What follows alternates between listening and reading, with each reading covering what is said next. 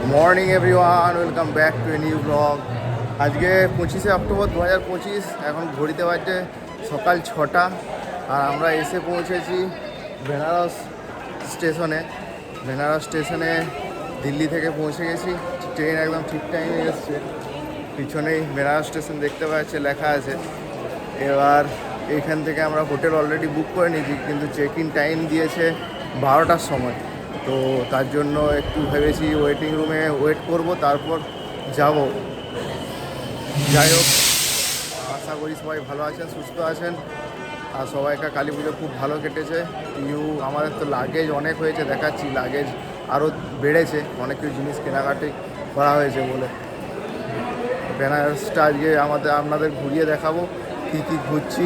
বেনারস থেকে প্রয়াগরাজ, প্রয়াগ থেকে অযোধ্যা রাম মন্দির, এগুলোই আমাদের প্ল্যান আছে ঘোরার। আমাদের এগুলো হচ্ছে লাগেজ, 4টে ট্রলি, তার সাথে 6টা ব্যাগ, আরও পিট ব্যাগ আছে কিছু, আর সাইড ব্যাগ আছে। এগুলোই হচ্ছে আমাদের ট্যুরের সমস্ত প্যাকেজ লাগেজ। এটা হলো আমাদের বেনারস নিউ দিল্লি এক্সপ্রেস, যে ট্রেনটায় করে এলাম, শিবগঙ্গা এক্সপ্রেস B6-এর আমাদের ছিল।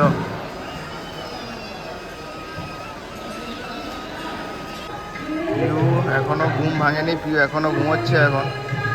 এখন ঘড়িতে 6টা 15 বাজছে। কালকে রাতে ঘুমোতে 10:30 বাজিয়ে দিয়েছিল। বেনারস স্টেশন, এটা বারাণসী জাংশন নয়, বেনারস স্টেশন যেরকম দেখতে, সেটা একটু ভিডিও করে দেখাচ্ছি।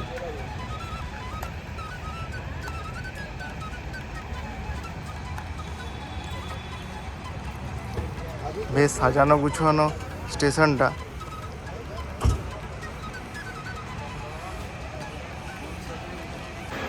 এই বেনারস বেনারস স্টেশন থেকে আমাদের যে হোটেল, মানে কাশির কাছে যেতে 200 টাকা নেবে বললো, কাশী বিশ্বনাথ মন্দিরের কাছে। আর আমাদের হোটেল যেতে নেবে বলছে 250 টাকা করে, এটা অনেকটাই বেশি। আর এই দিকটা হলো পেছনের সাইড, 8 নাম্বার আমরা প্ল্যাটফর্মে আছি। এটা হলো পেছনের সাইডে, গেট বললো 8 নাম্বার।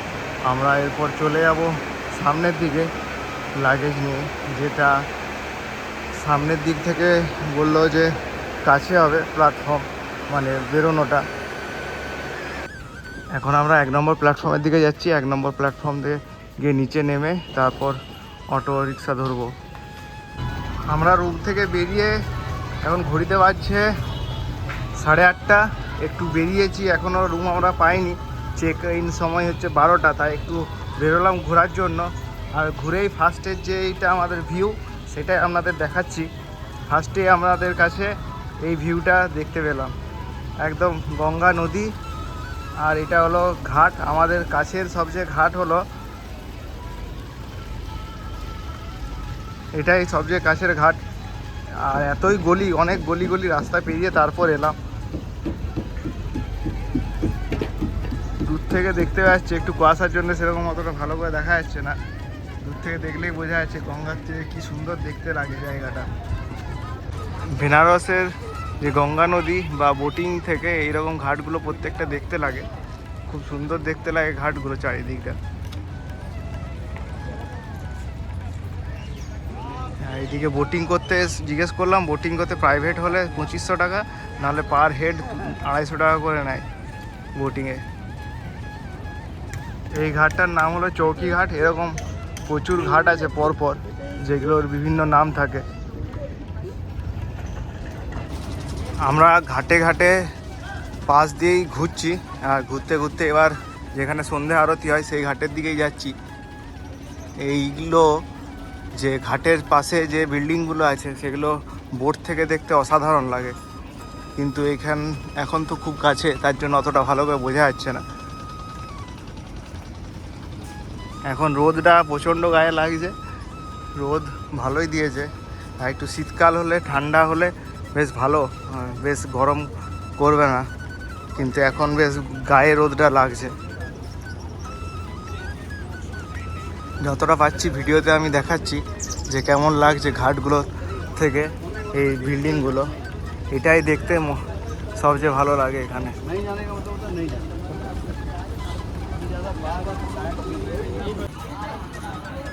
আরও 5 মিনিট হাঁটার পর আমরা অশ্বমেধ যে হাট আছে ঘাটের দিকে এগোচ্ছি আস্তে আস্তে। আর এখানে দেখা যাচ্ছে প্রচুর মানুষের ভিড় একসাথে।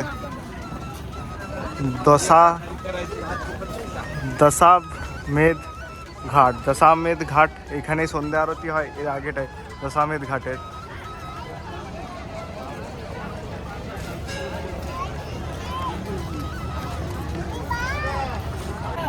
এখন আমরা দাঁড়িয়ে আছি দশাশ্বমেধ ঘাটের কাছেই, আর এখানে সন্ধ্যা আরতিটা হয়, এখানে দেখব। আমি যখন ফার্স্টে এসেছিলাম ইউপি প্রয়াগে কুম্ভমেলা দেখার জন্য, তখন এই ঘাট হয়ে ফার্স্টে এসেছিলাম। তখন সকালবেলা ছিল, ভোরবেলা ফাঁকাই ছিল। আর এদিকে কাশী বিশ্বনাথ টেম্পেলও আছে। এই জায়গাটা বেশ বসারও জায়গা আছে, কিন্তু রোদটা প্রচণ্ড লাগছে। এখন আমরা পেয়ারা খাবো। রোদ এতটাই লাগছে যে সবাই একটু আরাম করার জন্য বসেছি, কিন্তু রোদ প্রচণ্ড। জলও আনা হয়নি, জলও তৃষ্ণা পাচ্ছে খুব। আর এখানটায় যতবারই আসি ততবারই খুব সুন্দর লাগে, খুব ভালো লাগে। এখানে ভোর ভোর এলে সবচেয়ে ভালো হয়। যখন কুম্ভ এসেছিলাম এই রাস্তা দিয়েই পেরিয়েছিলাম, আর এই জায়গাটারও ছবি তুলেছিলাম। যারা আমার কুম্ভ যাওয়ার ভ্লগ দেখেছেন তারা অবশ্যই দেখতে পাবেন যে এই জায়গায় আমি এসে ছবি তুলেছিলাম। এই জায়গার এই ছবিটা বেশ একটা আলাদাই মিনিং দাঁড় করায়। এখান থেকেও দেখা যাচ্ছে ঘাট। এখানে প্রচুর খাবার দোকান থেকে শুরু করে পুজোর সামগ্রীর দোকান আছে।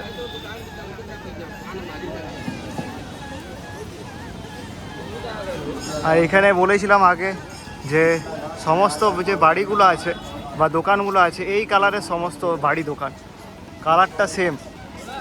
কেমন লাগছে খেতে পিউ? পিউর জন্য আখের শরবত কিনলাম, আমরা সবাই খেলাম। যা গরম, হাতে মনে হচ্ছে যেন গরমকালে এসেছি আমরা ঘুরতে। আর এখানে আখের শরবত পিওর, খুব ভালো লেগেছে। তার জন্য হাতে করে দেখাচ্ছে, খুব টেস্টি।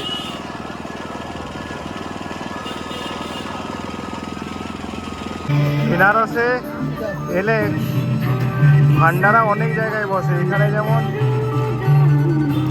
এক দেবতার মূর্তি, এখানেও ভান্ডারা বসেছে। এখানে বিনে পয়সায় এখানে খিচুড়ি খাওয়াচ্ছে।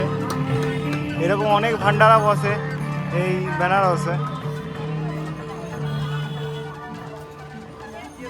আর এখানকার বলেইছিলাম যে এই এক কালারের সমস্ত বিল্ডিংগুলো এখানে পরপর যেদিকেই চোখ যাবে এক কালারের সমস্ত রং করা বিল্ডিংগুলোতে ভান্ডারা। এখানে একটা বসেছিল, এইখানে ভান্ডারা একটা বসেছে। আর অশ্বমেধ যে ঘাট আছে তার সামনেও বসেছিল একটা ভান্ডারা, সেখানেও ভাত খাওয়াচ্ছিল বিনে পয়সায়।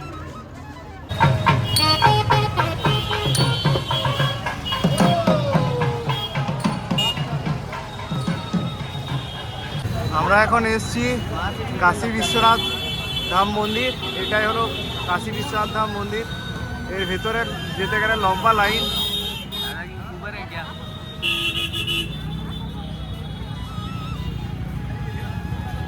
লম্বা লাইন পার করে তারপর যেতে হবে।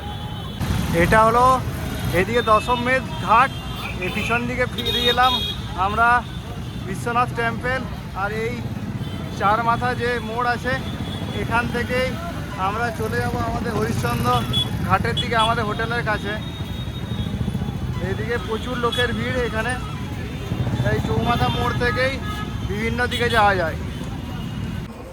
এখন ঘড়িতে বাজছে 3টে, আর আজকে আমাদের খেতে অনেকটাই লেট হয়ে গেছে, যেহেতু ট্রেন থেকে এসেছি। ট্রেন থেকে এসে তারপর রুমে চেক ইন করা, সেগুলোর জন্য অনেক দেরি হয়েছে, তাই খেতেও অনেক দেরি হয়ে গেছে। এবার খাওয়া দাওয়া করবো। খাওয়া দাওয়া করার পর আমরা সন্ধ্যে আরতি হয়, তার জন্য এখন থেকেই লাইন দিয়ে দেবো, নাহলে সন্ধ্যে আরতি ঠিকমতো দেখতে পাওয়া যাবে না। বলেছিল 3টের থেকেই লাইন দিলে সবচেয়ে বেস্ট, ওখানে চেয়ারে বসে তারপর দেখতে পাওয়া যায়। কিন্তু আমরা চেষ্টা করবো যাতে চেয়ারে বসেই আমরা দেখতে পারি সন্ধ্যে আরতি। আমরা এখন খাওয়ার জন্য এখানকার বিখ্যাত দোকান বললো আমাদের যে টোটোওয়ালা ছিল লব কুশ, সেই লবকুশ দোকানেই এসেছি। আর ভেতরে প্রচণ্ড ভিড় বলতে এতটাই ভিড় যে বসার জায়গা নেই। মোটামুটি বিয়ে বাড়িতে যেমন ঠেলাঠেলি করে বসতে হয় সেরকমভাবেই বসতে হবে।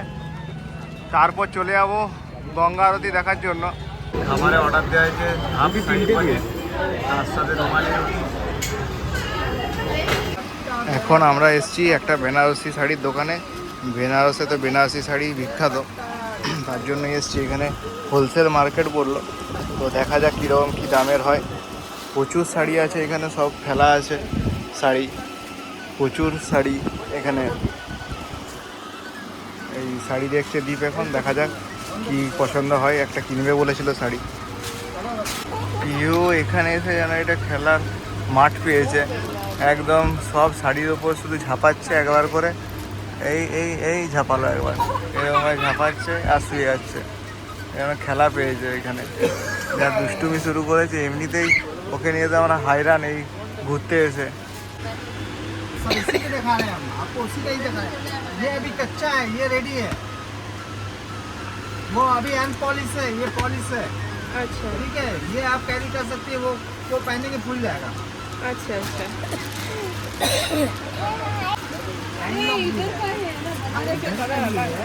लेकिन इसमें एक धागा मिक्स रहेगा ना मैडम, तो वो 7-8 के रेंज होगा।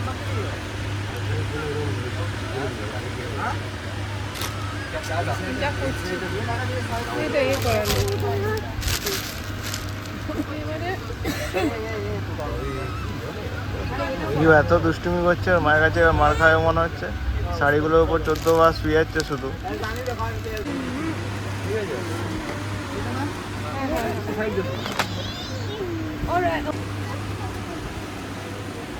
ভালো আছে, যদি 2000 টাকার নিচে হয় তাহলে ঠিকই আছে। যদি 2000 টাকার নিচে হয়,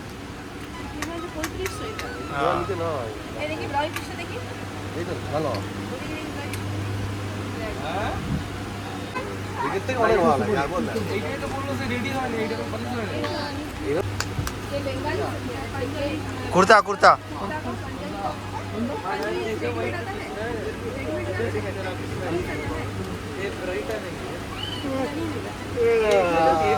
দেখাও। এখন এখানে আমরা শাড়ির মার্কেটিং করার জন্য মোটামুটি একসাথে 100টা শাড়ি বার করা হয়েছে। আর এটা তার মধ্যে একটু বেশ ভালো লাগছে দীপের, তো সেটাই দেখা হচ্ছে। এই সবুজটা সবাইকারই পছন্দ হয়েছে। আর পিউ আমাকে কী করেছে সেটাও আমি দেখাচ্ছি। পিউ আমার এই অবস্থা দোকানে এসে আমাকে পিউ সাজিয়ে দিচ্ছে ভালো করে, সুন্দর করে সাজাচ্ছে আমাকে।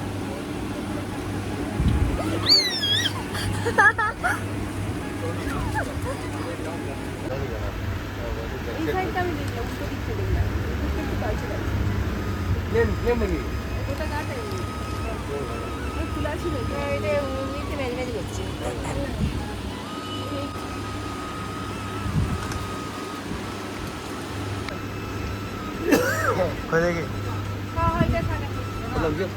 इसकी प्राइस कितना? अच्छा सुनिए, ये सब टाइप आइटम निकाल दीजिए यहाँ पे देखो कलर। আচ্ছা, এটা ভালো লাগছে।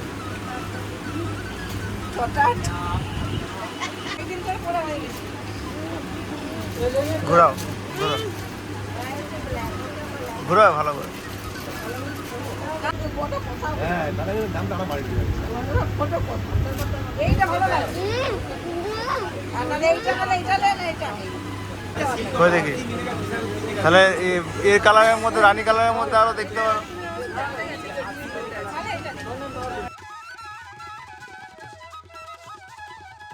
বেনারসি শাড়ি কেনার দোকানে আমাদের একটু লেটই হয়ে গেছিলো। আমরা ভেবেছিলাম খুব 4:30টার মধ্যে এই সন্ধ্যা আরতি দেখার জন্য চলে আসবো, কিন্তু শাড়ি কিনতে কিনতে আমাদের টোটাল 4টা শাড়ি কেনা হলো। 4টা শাড়ি কেনার পর আমরা হন্তদন্ত হয়ে এই আরতি ঘাটের দিকে চলে এসেছি। আরতি হওয়ার জাস্ট আধ ঘন্টা আমরা ঘাটের মধ্যে চলে এসেছি, তাই খুব সুন্দর জায়গাতেই বসতে পেরেছি এই আরতি দেখার জন্য। খুব কাছ থেকে আরতি দেখতে গেলে অবশ্যই আমি বলবো একটু তাড়াতাড়ি, মোটামুটি 45 মিনিট থেকে 1 ঘন্টা আগেই এই আরতি ঘাটে চলে আসতে হয়। আর আরতি দেখা সবচেয়ে ভালো যে জায়গা হলো এখন যেখানে আমি দাঁড়িয়ে আছি, মানে এনাদের ঠিক পাশেই পুরোহিত মশাইদের পাশে যদি দাঁড়ানো যায় তাহলে খুব ভালো করে আরতি দেখতে পাওয়া যায়। যাই হোক, ভিডিওটা খুব বড় হয়ে যাচ্ছিলো বলে আবার একটা অন্য ব্লগে আমি সন্ধ্যা আরতিটা তুলে ধরবো, তাই সবাই দেখতে থাকুন। এর পরের ব্লগটাও খুব ইন্টারেস্টিং হবে। আজকের ব্লগটা ভালো লাগলে অবশ্যই কমেন্ট করে জানান কেমন লাগলো। তার সাথে সাবস্ক্রাইব করে আমাদের পাশে থাকবেন, বেল আইকনে প্রেস করে দেবেন যাতে কিছু একটা ভিডিও আসার সাথে সাথে আপনারা নোটিফিকেশান পেয়ে যান। আর অন্যদের সাথে শেয়ার করে দেবেন, তাহলে বাকিরাও এই সুন্দর ভিডিও দেখতে পাবে।